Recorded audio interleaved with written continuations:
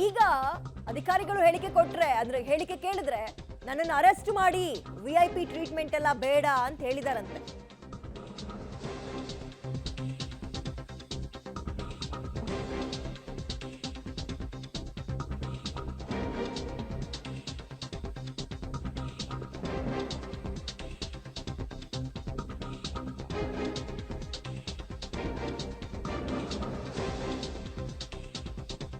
ನಕಾರ ಒಂದ್ ಕಡೆ ಮಗದೊಂದ್ ಕಡೆ ವಿಐಪಿ ಟ್ರೀಟ್ಮೆಂಟ್ ಎಲ್ಲ ಬೇಡ, ಬೇಕಾದ್ರೆ ನನ್ನನ್ನು ಅರೆಸ್ಟ್ ಮಾಡಿ ಪೊಲೀಸ್ ಸ್ಟೇಷನ್ಗೆ ಬಂದು ಹೇಳಿಕೆ ಕೊಡ್ತೀನಿ ಅಂತ ಸಿಸಿಬಿ ಎಸಿಪಿ ಧರ್ಮೇಂದ್ರ ಅವರಿಗೆ ಬಿಕೆ ಹರಿಪ್ರಸಾದ್ ಹೇಳಿ ಕಳಿಸಿದ್ದಾರೆ. ಸದ್ಯ ಕುಮಾರಕೃಪಾ ಗೆಸ್ಟ್ ಹೌಸ್ ನಲ್ಲೇ ಬಿಕೆ ಹರಿಪ್ರಸಾದ್ ಅವರು ಇದ್ದಾರೆ.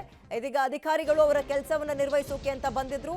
ಏನಾದ್ರೂ ನಿಮ್ಮ ಹತ್ರ ಮಾಹಿತಿ ಇದೆಯಾ, ಈ ರೀತಿಯ ಹೇಳಿಕೆಯನ್ನ ಕೊಟ್ಟಿದ್ರಲ್ಲ, ಏನಾದ್ರೂ ಮುನ್ಸೂಚನೆ ಇದೆಯಾ, ಮಾಹಿತಿ ಇದೆಯಾ, ಅನುಮಾನ ಇದೆಯಾ ಅಂತ ಕೇಳಿದಂತಹ ಪ್ರಶ್ನೆಯಲ್ಲಿ ಸಂದರ್ಭದಲ್ಲಿ ನನ್ಗೆ ಯಾವುದೇ ವಿಐಪಿ ಟ್ರೀಟ್ಮೆಂಟ್ ಬೇಡ, ನನ್ನ ಅರೆಸ್ಟ್ ಮಾಡ್ಕೊಂಡು ಕರ್ಕೊಂಡು ಹೋಗಿ ಬೇಕಾದ್ರೆ ಸ್ಟೇಷನ್ಗೆ ಬಂದು ಹೇಳಿಕೆ ಕೊಡ್ತೀನಿ ಅಂತ ಇದೀಗ ತಮ್ಮ ನಡೆಯನ್ನ ಪ್ರದರ್ಶನ ಮಾಡಿದ್ದಾರೆ ಬಿಕೆ ಹರಿಪ್ರಸಾದ್. ಸದ್ಯ ಅವರು ಕುಮಾರಕೃಪಾ ಗೆಸ್ಟ್ ಹೌಸ್ ನಲ್ಲೇ ಇದ್ದಾರೆ. ಅಲ್ಲಿಗೆ ಹೋಗಿ ಅಧಿಕಾರಿಗಳು ಪ್ರಶ್ನೆ ಕೇಳಿದ್ರು. ಈ ರೀತಿಯ ಹೇಳಿಕೆ ಕೊಡೋಕೆ ಕಾರಣ ಏನು, ಇದ್ರ ಹಿಂದಿರೋ ಕಾರಣ ಏನು, ಏನಾದ್ರೂ ಅನುಮಾನ ಇದೆಯಾ, ಸಂಶಯ ಇದೆಯಾ, ಅಂತಹ ಮಾಹಿತಿ ಏನಾದ್ರೂ ಇದೆಯಾ, ಇದ್ರೆ ಕೊಡಿ, ನಾವು ತನಿಖೆ ಮಾಡ್ತೀವಿ ಅಂತ ಕೇಳಿದ್ರು. ಗೋದ್ರಾ ರೀತಿ ನಡೆಯಬಹುದು, ಆ ರೀತಿ ಆಗದಂತೆ ಕಟ್ಟೆಚ್ಚರ ವಹಿಸಿಕೊಳ್ಬೇಕು ಕರ್ನಾಟಕದಲ್ಲಿ ಸರ್ಕಾರ ಅನ್ನೋ ಹೇಳಿಕೆಯನ್ನ ಬಿಕೆ ಹರಿಪ್ರಸಾದ್ ಕೊಟ್ಟಿದ್ರು. ಕರಸೇವಕರ ದಹನ ಆಗಿತ್ತು ಆ ಸಂದರ್ಭದಲ್ಲಿ 2002 ಫೆಬ್ರವರಿ ಸಂದರ್ಭದಲ್ಲಿ.